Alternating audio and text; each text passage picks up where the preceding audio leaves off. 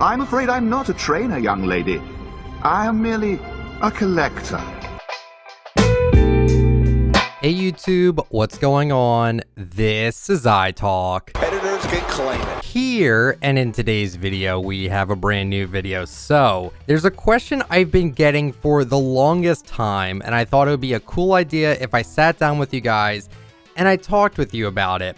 So, the question I get most on the channel is, why do I buy everything in Fortnite? Why do I collect cosmetics in Fortnite? Now, it's kind of a long and complicated answer, so I thought today I would tell you guys my history with collecting things. So when I was younger, the first thing I think I remember collecting was Pokemon cards and Yu-Gi-Oh cards. I think I had like a holographic Charizard. Now, I could be wrong about that. My memory is rather hazy with that, but Pokemon cards back in those days were extremely popular back in the late 1990s and early 2000s. And then I went on to Yu-Gi-Oh cards, and I remember very specifically my dad one Christmas bought me 5 of the Yu-Gi starter decks and 5 of the Kaiba starter decks. Now, back then they were $10 a piece. Now they're worth like over, I think like $1,000 for each of these. Now, I remember very specifically that I traded, I think 3 of my Blue Eyes White Dragons for something.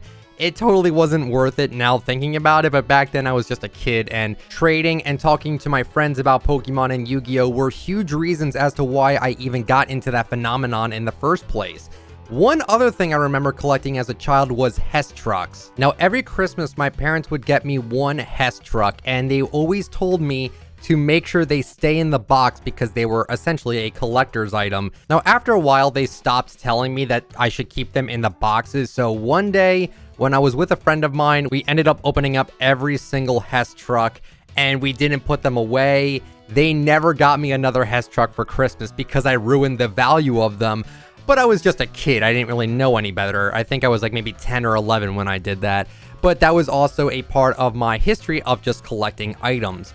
Another thing that I collected was WWE action figures. Now, I didn't keep these in the box, but I played with them a lot. These were my favorite things to play with as a kid. I had like my own little ring. I even had like my own little elimination chamber where all I did was just play with them and had them wrestle each other. And honestly, that was what I did for most of my childhood. I remember it was either watching Cartoon Network or watching Nickelodeon or playing with my wrestling guys because it was something I found fun to do back when I was younger, and I collected a whole bunch of those. And then moving on was Xbox achievements. Basically, anytime you did something in a video game that was deemed an achievement, you would get gamer score for it, and the higher your gamer score was, the bigger gamer you were. And back then, people loved to flex their gamer score on people and being like, hey, I'm a real gamer, look at all my gamer score. And it was just a thing back then, and that was also something that people technically collected was gamer score. And me, myself, I had about maybe 40,000 gamer score, not too much,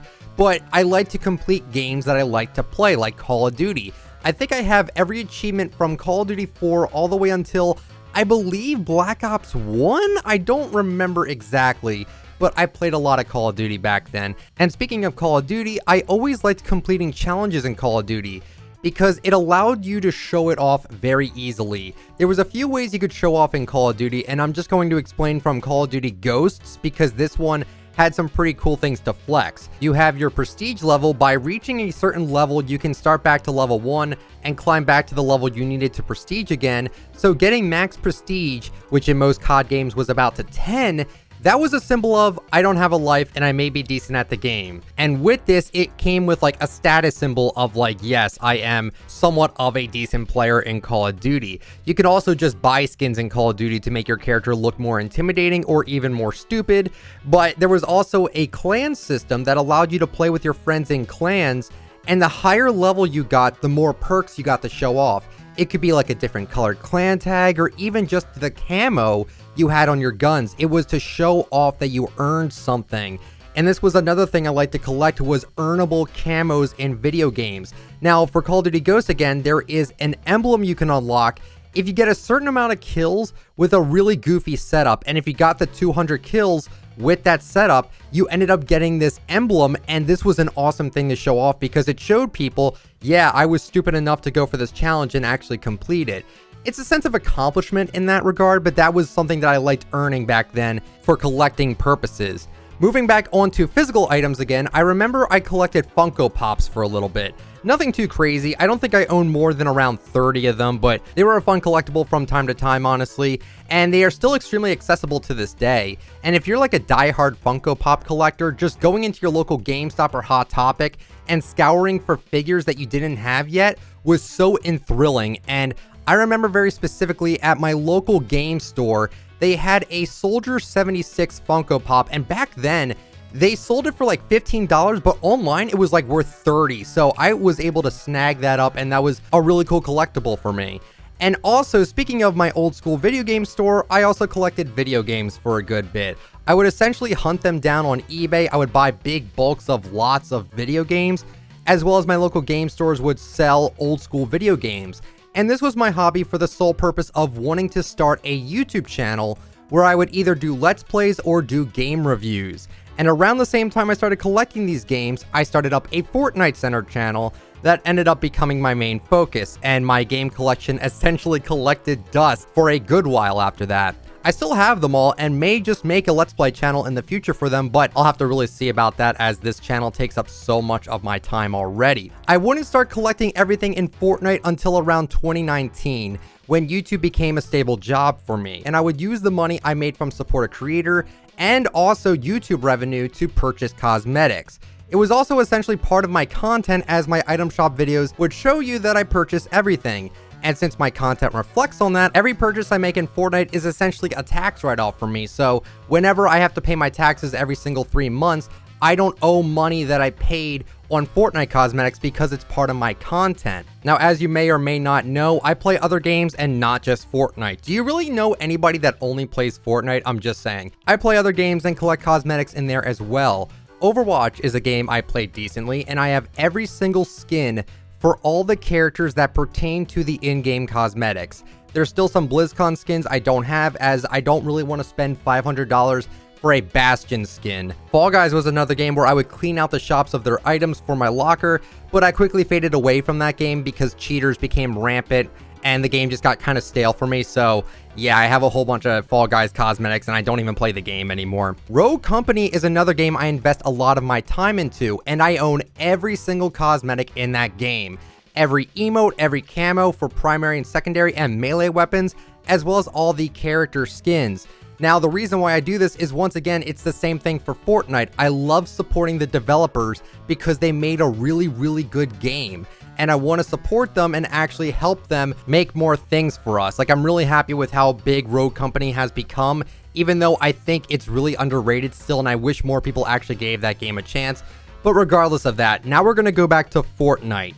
I own every single emote and rap. I own every single music pack. And I own over 900 Fortnite skins at this point. I also own a bunch of gliders and pickaxes. Now, why do I collect so many cosmetics in these video games, especially Fortnite? Well, it's mainly because I enjoy it. I enjoy collecting items in video games. And then again, another reason is just supporting them. I initially started collecting everything in Fortnite because I wanted to support them. They crunched out so many updates and so many different cosmetics that I wanted to support the artists and just them in general as much as I could. It also comes down to my history of collecting in general, as I just explained to you. It's a fun thing for me to do, and it allows me to bring content to you guys about particular cosmetics and how much I genuinely enjoy them and actually know about them. I've been asked this question so many times as to why I purchase everything in the game. Like, isn't that a waste of money? Well, if I enjoy doing it and I can afford to do so and not completely lose out on my life savings, I'd say it's worth it to me personally. If you ever wanted to get into Fortnite collecting, it's an extremely expensive hobby that I would only recommend if you have a stable income and more, because we don't know how long Fortnite could last for, even though it seems like it's going to be a while. It's best to get your investment back, and I get that from creating content for you guys. I'm able to collect what I'm able to collect because of the support you guys give me with watching my content, sharing my content, using my supporter creator code ITF, liking the videos, commenting, subscribing, and all of that. I don't even need a join button or a sponsor on this channel because of the overwhelming support you guys leave me. I wouldn't necessarily mind experimenting with either one of those, but the point is that I enjoy being a collector. It gives me some satisfaction knowing that I support the developers and also that I have these things to show off. And that's what these microtransactions typically do. They allow you to flex what you have to show off to others. Now, I'm not one to just flex on a bunch of kids in a video game, as it could be seen as a little bit rude to do that, but I'm just getting to the point across that I collect because I enjoy it, and it gives me something to talk about with you guys. If I wasn't super invested in Fortnite, I wouldn't be as big of a whale as I am for these items, right? So I do thoroughly enjoy collecting the stuff just for the enjoyment of it, and the fact that I think it does actually make my content better because I actually know the ins and outs of most of the cosmetics in Fortnite. When I buy all these skins and everything, I get more knowledge of them. I understand how they feel, I understand how people like them and why people like them, and also the negatives as well, why people don't like these certain skins, or why certain skins are overrated, underrated, stuff like that. It's because I enjoy it, and it's because I'm able to do it. If I actually couldn't make content on Fortnite, I probably wouldn't spend as much money on it as I do. Now, how much have I spent on Fortnite? Honestly, I have zero idea. It's got to be around $10,000 by this point, but again, it's all because I'm able to do it. If you aren't able to actually purchase cosmetics as much as I do in Fortnite, I don't want you to feel bad about it. If anything, if you don't buy a lot of stuff in Fortnite, that's a good thing, because you're actually smart with your money and you're not going to just blow it on some microtransactions in a video game. I think the way Fortnite has been handling their microtransactions have been extremely fair. There's no loot box system. I know Overwatch has like that system, but it's really not that bad anymore. And that's it for the video. I enjoy doing it, guys. That's really the main reason why. And it also just gives me a lot of knowledge on these cosmetics that I can then relay to you guys. That's it for the video. Hopefully you guys enjoyed it. If you did, let me know with a like, but only if you enjoyed the content, and subscribe to the channel if you are brand new. If you'd like to use me for support a creator, my code is ITF. Thank you guys so much for watching. I'll catch you all later. See ya.